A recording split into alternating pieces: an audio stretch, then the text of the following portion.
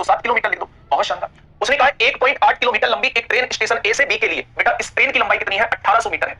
1.8 kilometre का मतलब होता है 1800 मीटर लंबी एक ट्रेन है और किस चाल से चलती है? 90 किलोमीटर प्रति घंटे की चाल से चलती है। कितनी चाल से चलती है? 90 किलोमीटर प्रति घंटे की चाल से चलती है। 10 मिनट बाद 1200 मीटर लंबी एक अन्य ट्रेन, 10 मिनट बाद जो है 1200 मीटर लंबी एक अन्य ट्रेन, 10 मिनट बाद जो है 1200 मीटर लंबी एक अन्य ट्रेन स्टेशन बी से चलती है। इधर से नहीं, इधर से चलती है स्टेशन बी से। 10 मिनट बाद 1200 मीटर लंबी एक ट्रेन, 1200 मीटर लंबी एक ट्रेन 10 मिनट बाद स्टेशन ए की तरफ 100 किलोमीटर प्रति घंटे की चाल से चलती है। सुन लेना थोड़ा सा ध्यान से, बढ़िया क्वेश्चन है। स्टेशन ए से उस बिंदु की दूरी ज्ञात कीजिए जहां पर दोनों ट्रेनें एक दूसरे को पार करेंगी। जहां पर दोनों ट्रेनें जो हैं वो एक दूसरे को पार करेंगी। दोस्त ये आप लोगों से पूछा है। तो एक बात मुझे बताइए, ये कितने मिनट बाद चली है? 10 मिनट बाद चली है। तो क्या पहले मैं इसे 10 मिनट चला दूं?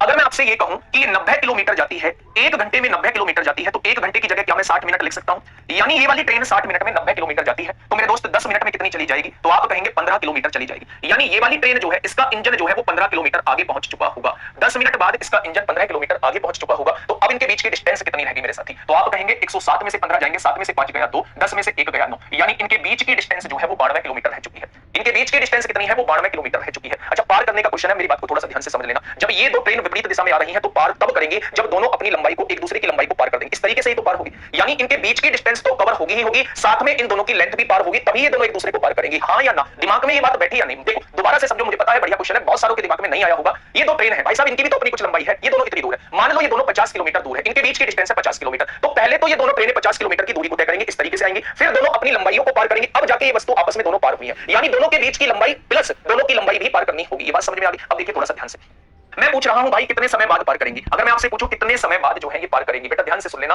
कितने समय बाद जो है ये पार करेंगी, तो समय बराबर होता है दोनों के बीच की दूरी। ये दूरी कितनी है? 92 किलोमीटर। इसकी लंबाई कितनी थी? 1.8 किलोमीटर। इसकी लंबाई कितनी थी? 1.2 किलोमीटर। तो क्या दोनों की लंबाई, सबकी लंबाई जो है वो कितनी आ जाएगी? अब देखना नीचे क्या आएगा? चाल आएगा। दोनों विपरीत दिशा में चल रही हैं, ये 100 की चाल से, 90 की चाल से, तो दोनों की चाल जो है वो जुड़ जाएगी। दोनों की चाल क्या हो जाएगी? वो जुड़ जाएगी। ठीक है भाई, अब यहां से देखिए, ये हो जाएगा 1.8 और 1.2 3 हो जाएगा, 3 हो जाएगा, 92 में 3 जोड़ोगे तो बेटा 95 हो जाएगा, और 95 बटे 190 का मतलब क्या होता है? क्या आधे घंटे में जो है ये ट्रेन एक दूसरे को पार कर देंगे? क्या आधे घंटे में यानी 30 मिनट में ये दोनों ट्रेन जो है ये एक दूसरे को पार कर देंगी? बहुत शानदार। अब आपसे कहा है स्टेशन ए से उस दूरी को ज्ञात कीजिए जहां पर दोनों ट्रेनें जो है वो एक दूसरे को पार करेंगी। तो बेटा यहां से आपने देखा कि 30 मिनट बाद ये वाली ट्रेन पार कर देती है, तो ये 1 घंटे में 90 किलोमीटर जाती है, तो उन 30 मिनट में क्या 45 किलोमीटर चली गई होगी? अगर 1 घंटे में 90 किलोमीटर जाती है तो 30 मिनट में 45 किलोमीटर चली गई होगी, और ये वाली दूरी कितनी है? 15 किलोमीटर मेरे साथी ये है। तो क्या आप लोग कह सकते हैं, 60 किलोमीटर की दूरी होगी? क्या आप लोग कह सकते हैं 60 किलोमीटर की दूरी होगी? तो 1200 घटाने मत लगना, 1200 दोस्त घटाने मत लगना। आप देखो मैंने मान लिया यहां पार हुई है, यहां जाके पार हुई है, तो ये ट्रेन आगे